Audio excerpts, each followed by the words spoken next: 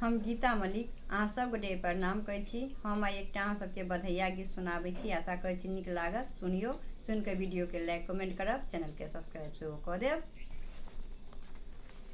बाजू बाजू बधैया भैया के अंगना, बाजू बाजू बधैया भैया के अंगना, बाजू बाजू बधैया। हजमाल धोती पमरिया साड़ी, हजमाल धोती पमरिया साड़ी। बहिनी ला चाही सोना के कंगना, बहिनी ला चाही सोना के कंगना।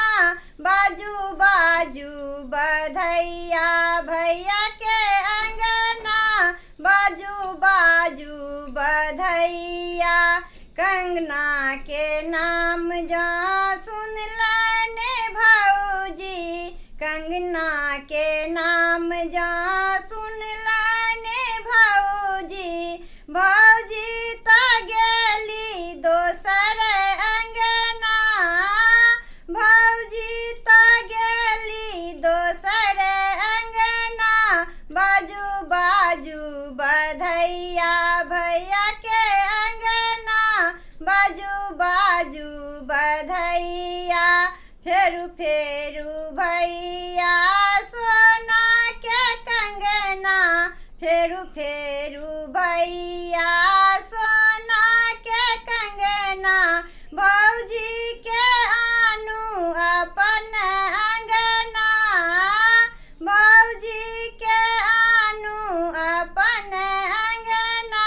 बाजू बाजू बधैया भैया के अंगना, बाजू बाजू बधैया। पहिरू गे बहिनो सोना के कंगना, पहिरू गे बहिनो सोना के कंगना। भौजी के जदियौं तेसर अंगना, भौजी के जदियौं तेसर अंगना।